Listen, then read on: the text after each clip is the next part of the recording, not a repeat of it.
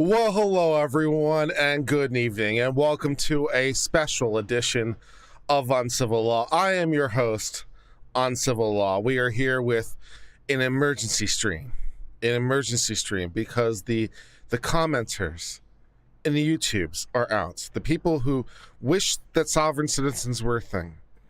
They would like to argue about their sovereign citizen ways on my comments, and I decided, that we can learn through the misfortune of other, and on this particular occasion, that includes the misfortunes of my own comment section, and me responding to my own comment section. We are going to do this because I think just goes to show what's out there. So, by way of credentials, not that it matters, but I graduated from law school in 2007. So I've been studying the law for, what is that now, 17 years? Actually, a little bit longer than that, to be quite honest, because I was quite interested in it informally before I went to school. So I've been studying law for quite a long time. I have over 1,000 videos on this channel of various things, so have some experience and knowledge in the law, but that's okay. The sovereign citizens and the hardcore libertarians are here to explain to me how I've got it so very, very wrong all these years. So I thought we'd have a little bit of fun to do all those things. So yeah, let's do all that stuff. So here we go. Let's go through my comment section. Justice Scales 123 offers the following. The judge is wrong in you're sitting in the driver's seat. Ooh. A vehicle doesn't have a driver's seat or a passenger seat. The seats can be used by a driver or passengers, but that doesn't make them as such. I guess in some existential way that's true, kind of. There's a difference between passengers who are owed a duty of care, as they've paid a fare. No, people can drive riding cars for free. And guests who have no expectations, as they are not customer. Again, the law defines passengers versus guests. Not in cars. No.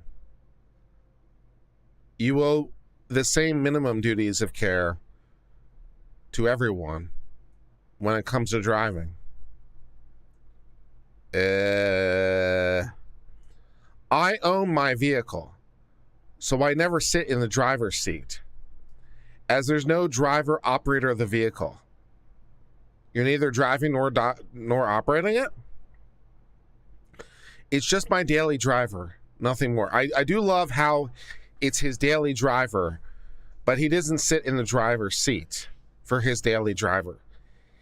He sits in a seat in his daily driver, which he neither drives nor operates, but it allows him to be a daily driver, or the car is a daily driver. If you need license, insurance, and registration, you're asking to do business as. It's that simple. It's not that simple. There are a lot of licenses for things that are not businesses. You need hunting licenses and fishing licenses and driving licenses and concealed carry licenses and many licenses that don't necessarily imply a business or trade. No,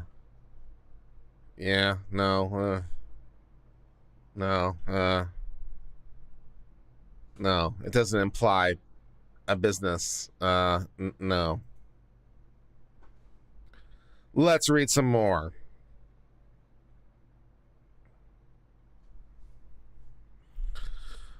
From Justice Scales again. Justice Scales 123 has some additional comments to offer.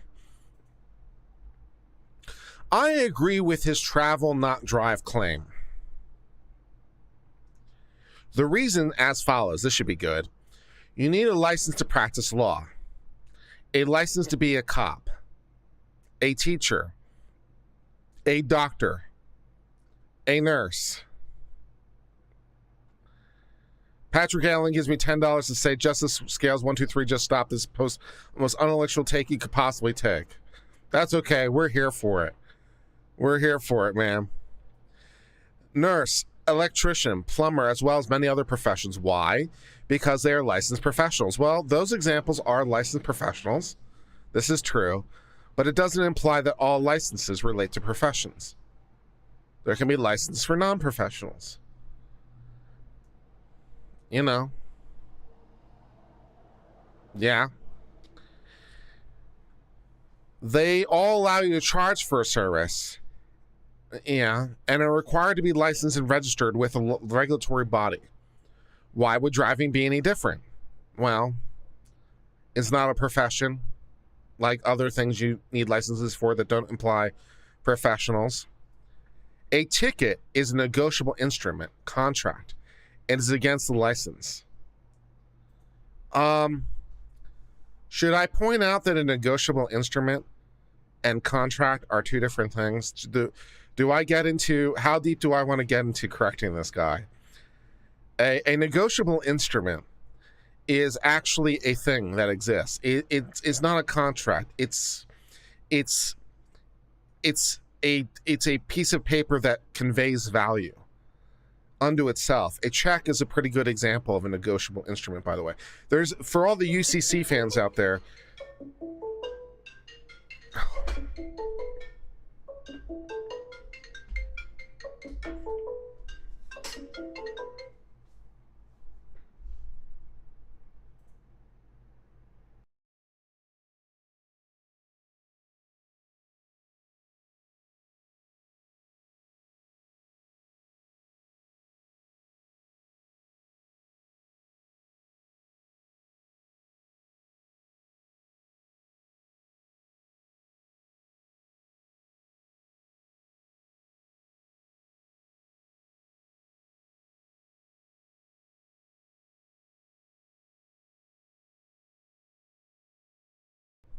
where were we?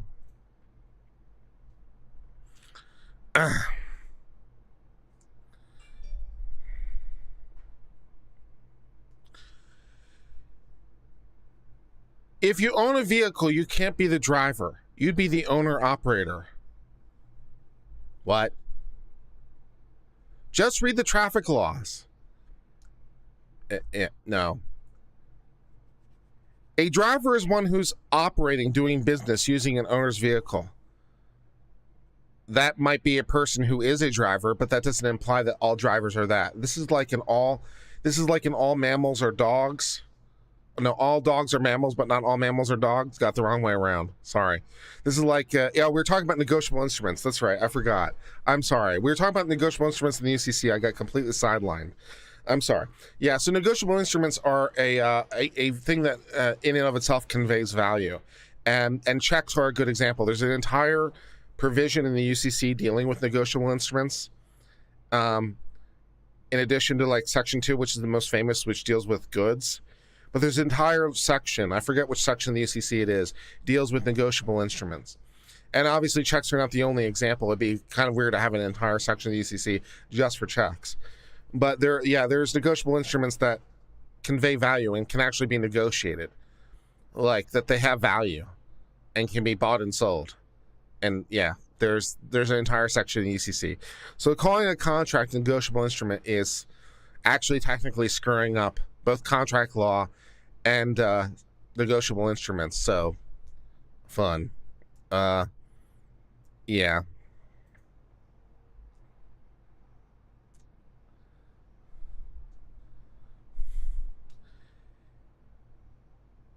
A driver is one who's operating, doing business using an owner's vehicle. No.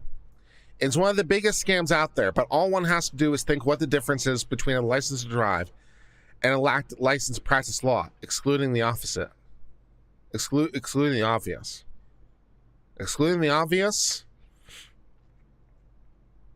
Excluding the obvious, I mean, there's not much difference between a license to drive and a license to practice law.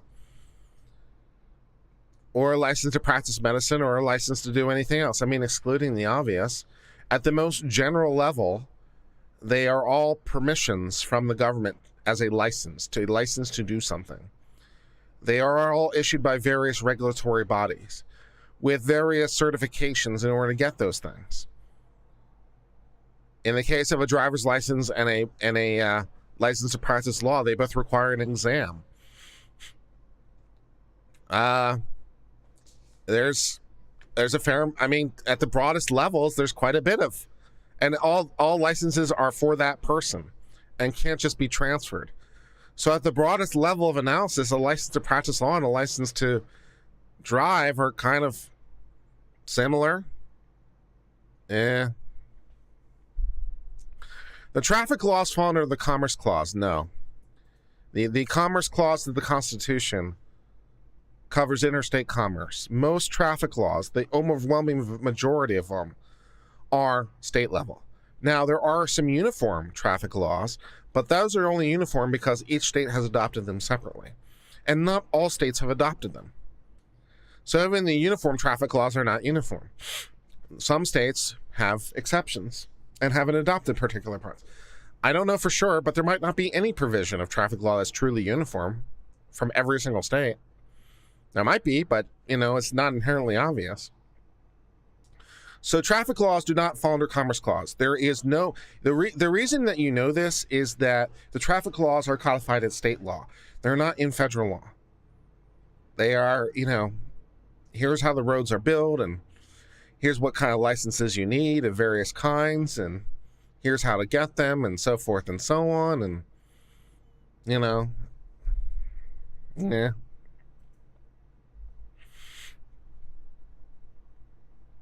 If not, where in the Constitution were the right to regulate traffic, which was transportation of goods or services over the highways?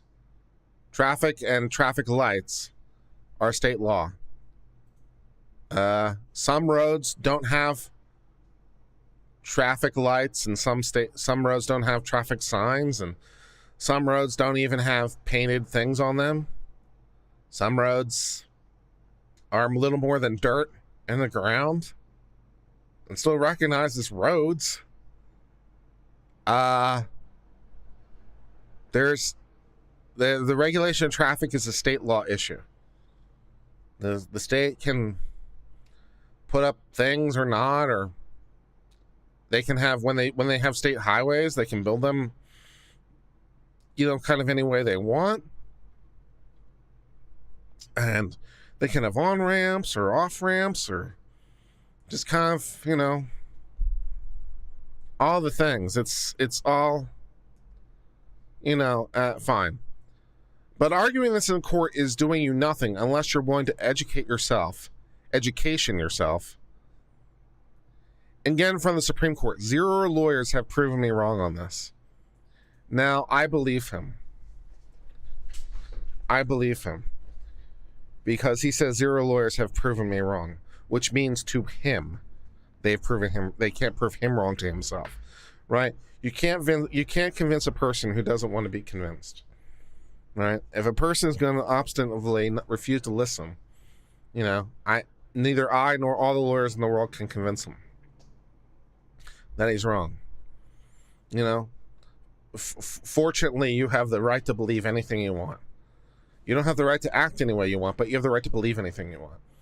And if you want to believe in your heart of hearts that, all the lawyers who would spend the time trying to educate you we're all collectively wrong, I don't know, man. I don't even know where to start. I mean, this is issues of state law. It's codified at state law. It's a police power within the traditional sense of police power of individual states to regulate it. The federal regulations are really the only thing the federal government really regulates are interstates in terms of federal regulation. They don't really regulate highways, which there's a difference between interstate and highways, incidentally. Interstate's what we call it for I mean, people use them interchangeably, but there's a technical difference, right? The highways are state level, interstates are federal. So the federal government has pretty much the interstate's about it. State highways, roads, traffic signals, it's all state level police power. That's about it. Where's the corpus delicti? Don't start, David. Don't start. Honorary Pleb says, why can't I plead innocent? Okay, an honest question. Fair enough. You can't plead innocent because you are innocent, right? A plea is respecting to a charge. You can't plead innocent because you are innocent till proven guilty. So someone has made an allegation against you.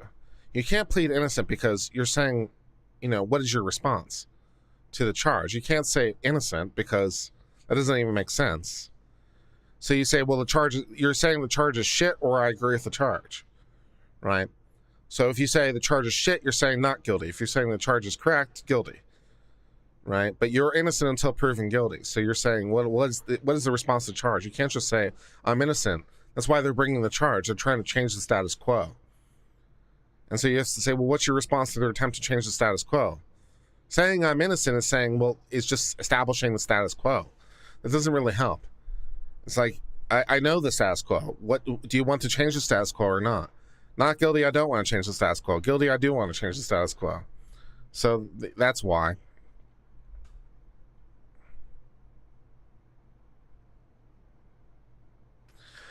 The Moorish sovereign citizens think that North America is actually Morocco.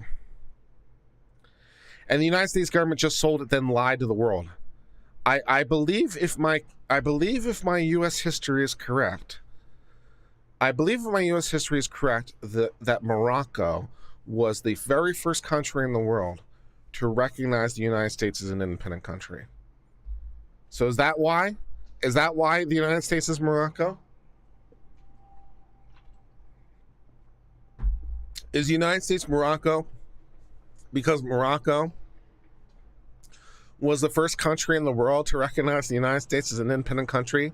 And so because they which doesn't even make sense. Morocco didn't say, that's ours, yoink. Morocco said, we recognize them as an independent country. But, you know, I'm just not going to think about it too hard. David says yes. Yeah, that's right. That's what I thought was right. I thought Morocco was the first. No.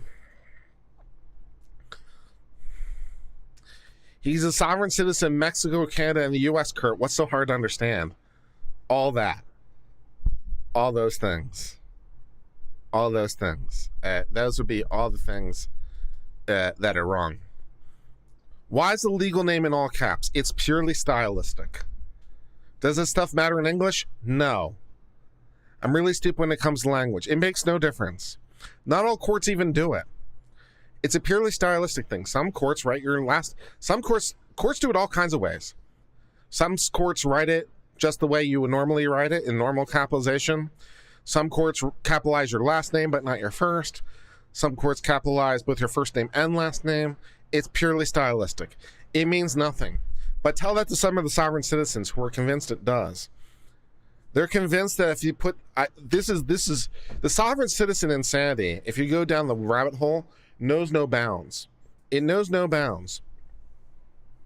There's sovereign citizens who apparently are of the belief that your name, when it's all capital letters, is recognizing a legal entity like a corporation. So the way that you spell your name, like in your own life, is just your individual name. So with the normal capitalization, it's your normal name. But the government, when they're using the capitals, this is the thing people believe. This is not true. This is not true, but this is the thing some people believe for some reason. Some people seem to believe that when it's spelled in all capital letters, it's reflecting a different entity. And this entity is like, I don't even understand, but what I do understand is they think that it represents a bank account. Like that your name in all capital letters is indicative of a bank account that's created by the United States government when you're born, and if you use your name in all capital letters, you get access to the money that's been put on deposit for you, and they don't want you to know about the secret money that exists in relation to your all capital name. And it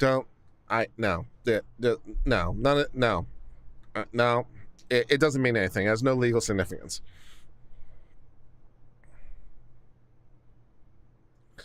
Deborah Davis has a channel. She's a prosecutor in the court. We should definitely get her onto the stream. That'd be good. I don't drive, I travel. Would this argument work for planes? Well, you're flying, but you're not yourself personally flying, so you don't need a pilot's license. So it's closer. I mean, you're not driving. You're much more close to traveling. You're traveling by plane, but you don't need a pilot's license, so, you know. I'd like to see them try this line of reasoning in a court in Mexico. That would be hilarious. I'd love to see them try this in courts in many parts of the world.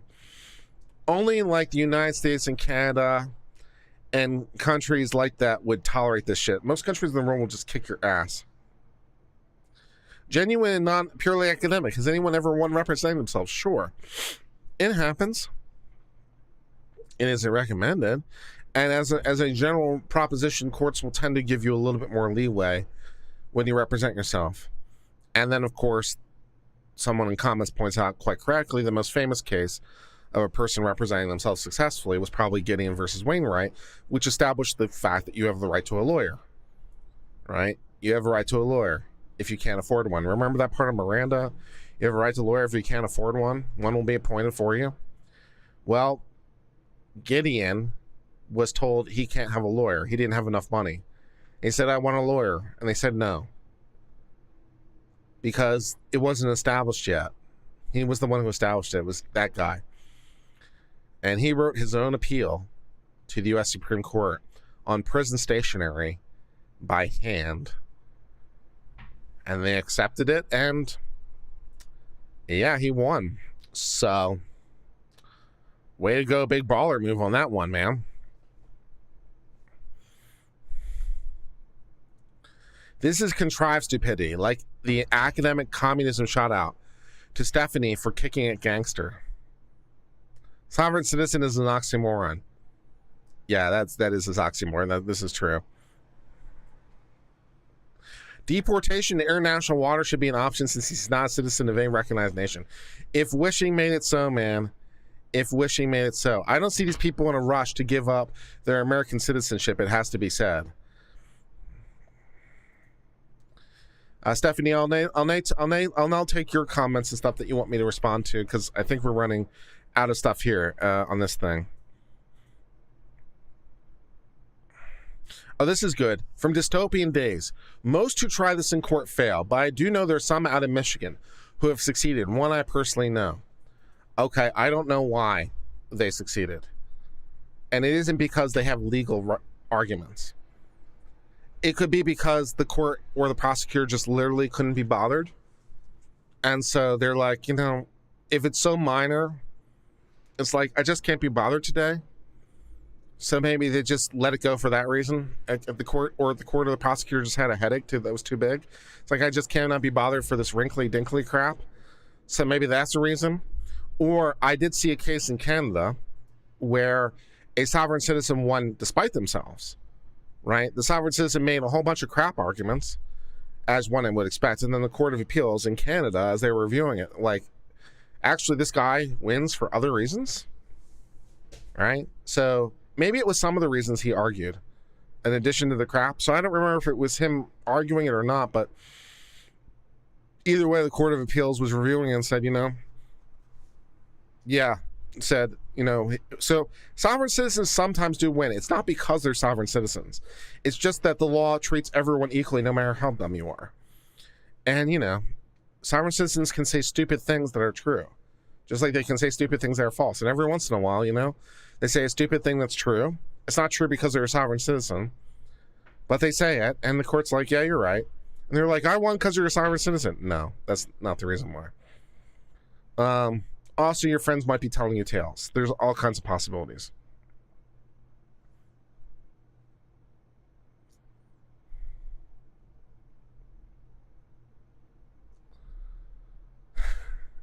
As I slowly lose my mind, where opposed to jumping in the middle of the stream where it happens almost instantly, I feel that one for sure.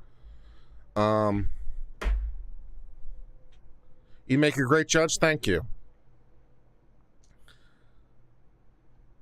For your information, Natalie the lawyer chick had a debate with some Moorish Americans about legal topics earlier this year. I think including Mr. Morrow Bay himself, though as you might expect, and in her own description, it was a mess. All I have to say to that one is power to Natalie the lawyer chick. That does not sound like a good time to me.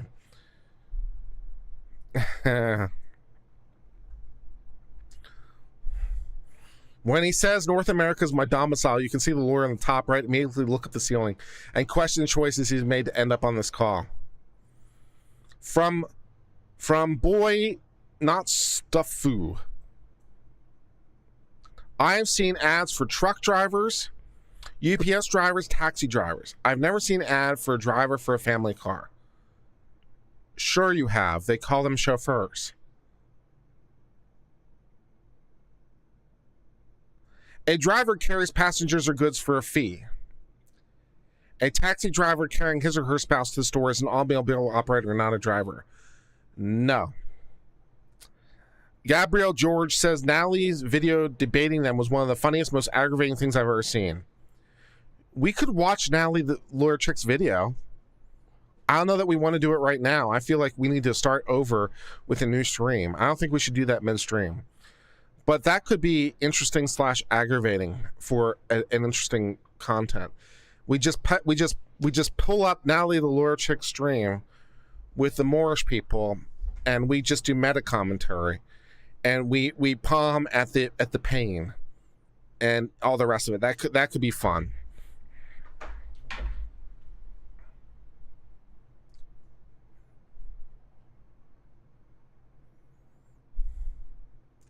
Just Another Dave says, I say let sovereign citizens should set the rules of court. It makes as much sense as the policies they use in lieu of actual law they tend to ignore. I mean, as long as you're at it, right? From Stephanie. Some comments from the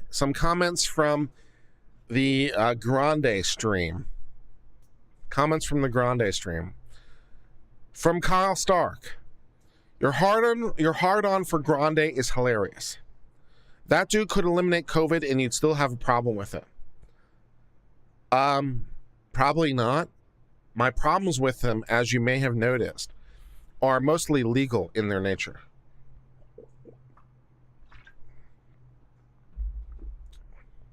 Right? My problems with Grande are mostly legal, because Grande starts talking law. And that's my house. And then I get upset because he's talking shit. So first of all, if he was talking correct, I wouldn't get upset. And one of the reasons you know that is if you go watch my discussion that I did with Grande and his two other cohorts on the three-way panel. Grande, who I didn't know who that was at the time, so I just called him Blue Shirt Guy a lot. But I said, hey, he was making some pretty reasonable points. It was mostly middle guy with the beard who was a total train wreck. So I'll praise Grande if he gets things right. But if he's in my house just crapping all over my law, I get really sad. So, not so much. Zai of Relief, cute, XAI, Zai of Relief. This channel keeps getting recommended to me, but the name of the channel has made me avoid it. Uncivil law makes me think of those people who record videos in USPS and or PD buildings. Yeah, I mean, I guess there's that. We could always have a name change contest. That'd be good. For the 50,000 subscriber special, let's change the name of the channel again. That could be fun. Zai of Relief says, time I'll never get back. It's back to engineering videos for me. Well, good luck, sir. Chris Johnson said, notice in chat that Stephanie Lamont said to @Branico, one's gender has zero to do with ability in any job field. There are several gender-based task jobs that commonly recognizable to everyone, not limited to nursing 90% female, bricklaying 90% male. This is not responsive to what she said. You're not rebutting what she said. You're an idiot, Chris Johnson. If you're going to disagree with her, try disagreeing with what she actually said. Here's a tip. Disagree with what she said. Just don't make up shit. What she said was, one's gender has zero to do with ability in any job field. And then what you say is, there are several gender-based task jobs that are commonly recognizable to everyone, not including but limited to nursing being 90% female. This is a fail. This is a fail. This is a fail. You have failed to address her argument. She said it has zero things to do with ability. And you said, hey, nursing is 90% female. How does that have anything to do to prove or disprove ability? How does it approve or disprove ability just by that number? It doesn't. It shows that there's a skew in the gender, but it doesn't do anything to show, prove or disprove that has that ability. You know? Try again. Then they bring up childbirthing, which is not a job.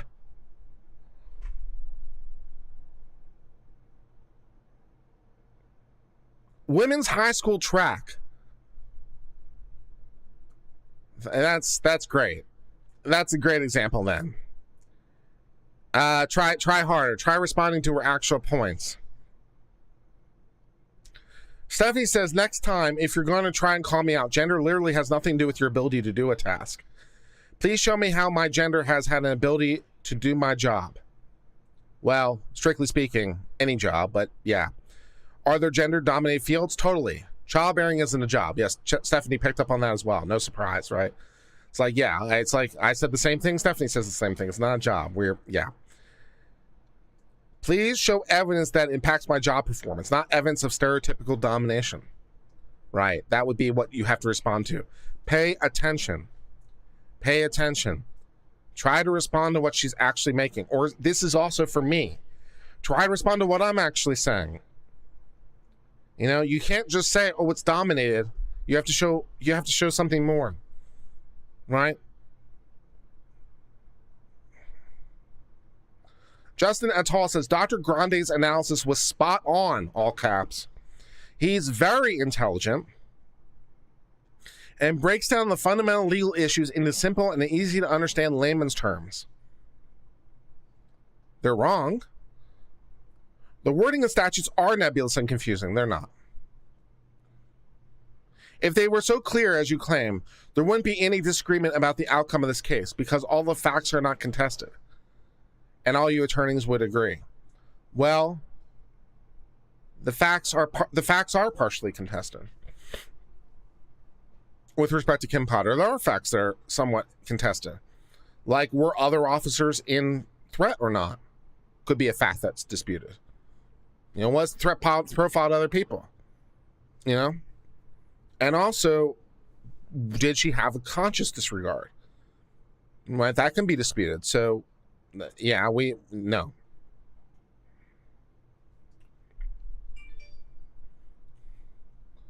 So basically, you just proved yourself wrong. It sounds like you're jealous of Dr. Todd Grande. No, I'm not jealous of Soy Boy Grande, no. Marty Dora says, this is good, because I saw this one earlier, too. Marty Dora says, got nothing better to do than put down Dr. Grande and other people with different opinion than yours. That I'm ever going to subscribe. Got to leave others alone. Quit trying to intimidate others and not be able to express their opinions. All right, guys. Have you spotted the problem yet? Have you spotted the problem with this comment? I'll reread it to you. I'll reread it to you and say, hey, this is your chance to play along at home. Spot the problem in the comment. All right? So I'll reread this to you. Marty Doris says, got nothing better to do than put down Dr. Grande and other people with different opinion than yours. That I'm ever going to subscribe. Got to leave others alone. Quit trying to intimidate others and not being able to express their opinions. What's the problem? What's the problem? If you said chastising me for doing the very thing that you're doing literally right now, you win a cookie. Right? If you said chastising me for doing literally the same thing you're doing as you write this comment, you win a cookie. Got nothing better to do than put down Dr. Grande on civil law and other people with different opinions than yours. Got to leave others alone. Quit trying to intimidate others and not be able to express their opinions. Good. Good on the cell phone on that one. Nice try. Stephanie then responds, first, how's he trying to intimidate people? Good question. People have different opinions, but that's not what he disagrees with. He disagrees with someone giving patently false legal advice when they aren't qualified. And then Marty over here pops in with, I'm here to make statements, not answer your questions or be intimidated by your lack of knowledge either. How do you get intimidated by someone's lack of knowledge? How's that even a thing? Assuming Stephanie does have a lack of knowledge, how do you find that intimidating? You find someone's lack of knowledge intimidating? Do you understand what the word intimidating means? I'm not convinced, man. I'm not convinced. If disagreement is intimidation, man, look in the mirror.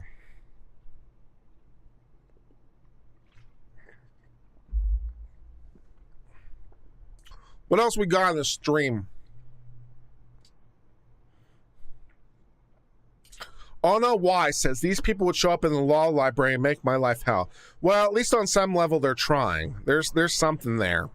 I mean, I feel your pain that they're making your life hell, but at least they're going to law libraries and trying. Do they come to you as a law librarian and say, hey, can you show me the book that says why sovereign citizens are right? That'd be good. Glass J.O. says, bruh, you're joining the Zoom meeting from the driver's seat of your car you're unlicensed to operate. Yeah. That's funny.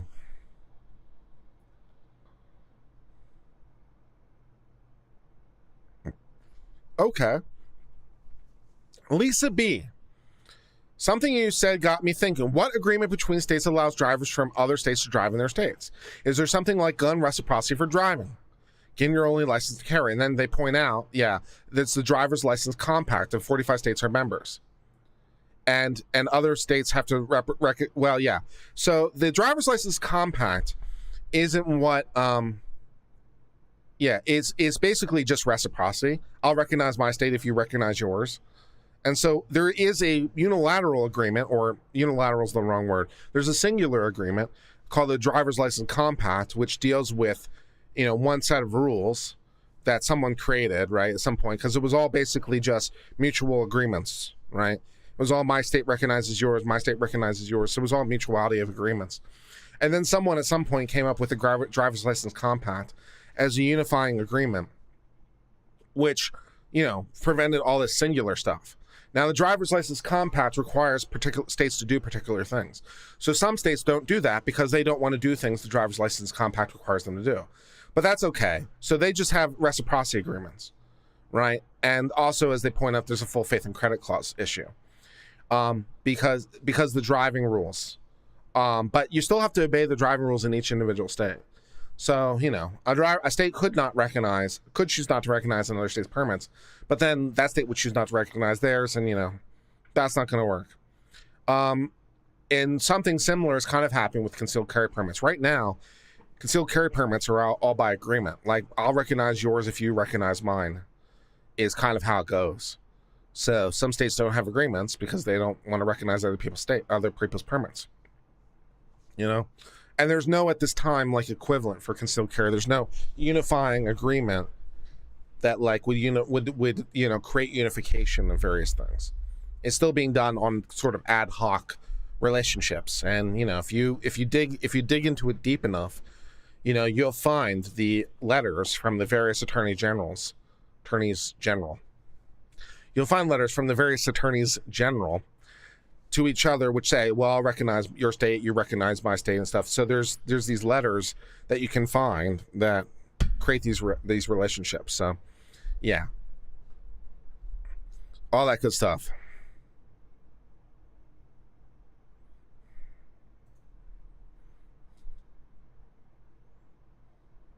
You're sovereign to any government you can win a war with. Yeah. I responded to one guy's comment earlier. Let's see if I can find the one that I responded to. Sheila says Stephanie is the best. Stephanie is the best. That's true. She's the one who finds all the fun stories and allows us to have such fun and interesting times.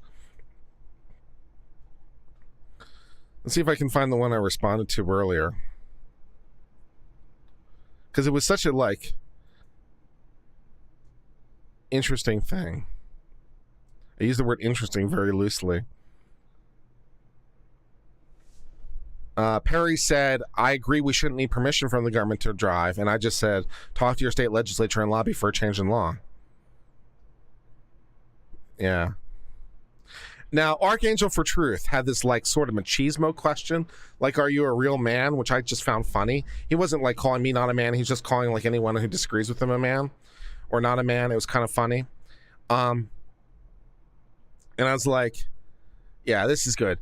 So Archangel for Truth said, how did non-sovereigns give sovereignty to the state or government if the people don't have individual sovereignty? What? And then he says this wonderful line, why hide behind an army? Why not find out man to man if you can deny an individual of their sovereignty? It's like, why not find out man to man? So I just said, why hide behind an army when you have an army? It's a pretty dumb question. Why hide behind an army when you have an army is a pretty dumb question, right? Why don't you come at me man to man? It's because you're not man enough to have your own army, and my army will kick your army's ass.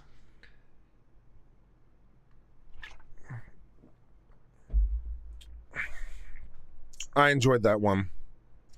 I'm not going to lie. Is there anything else? Or could we resort to sing? Have I been outside? Yes, I go outside. My door is open right now, and I can even see outside.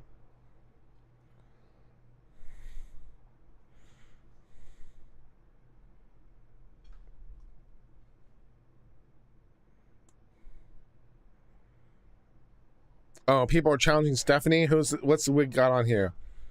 QYX says, I never claimed to be a firefighter, but I guarantee any male firefighter would beat you. Yeah, you might not want to try that one with Stephanie. She's got some prowess, man. Not sure you want to play that game with her. She is yeah. No. What state are you in? Open invite. I'll make sure Uncivil Law's there and we can live stream it. That's about right. You know, that would be pretty hilarious to do. Yeah, I wouldn't know.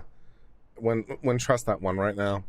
All right, so I'm gonna sign off for now because I think we're done with done with stupid comment time. To the 304 of you who are out there, I hope you enjoyed this. Keep monitoring this thread. I have a sneaky suspicion we'll be on tomorrow at some point with part 2. More stupid comments from sovereign citizens who want to say, oh, I wasn't driving, I'm not operating, I'm an owner operator or whatever bullshit. No. No, it's just none of those things. You're not, no. No. So I'm gonna sign off for now. If you've enjoyed this, please subscribe, please like, please comment, do the YouTube things. If you're a sovereign citizen, feel free to respond to this email and be like, you're so wrong, why don't you, I challenge you. Yeah, I look forward to this. You're so wrong, Uncivil. I challenge you to a one-on-one debate with my friend, the sovereign citizen. He knows your stuff cold. He'll be able to run circles around you. And then I will ponder my life choices as to whether or not that is a good idea. Mostly in terms of my own sanity. It's like, should I accept this challenge knowing that I'm not going to convince this guy? He's going to gish gallop me, so it makes you look stupid, even though I'm not. And I'm basically going to drink myself into a coma, which will make me look like a loser. So do I want to accept given all that stuff? I don't know. We'll see how it goes. But until later, my friends, hope all is well. Cheers and goodbye.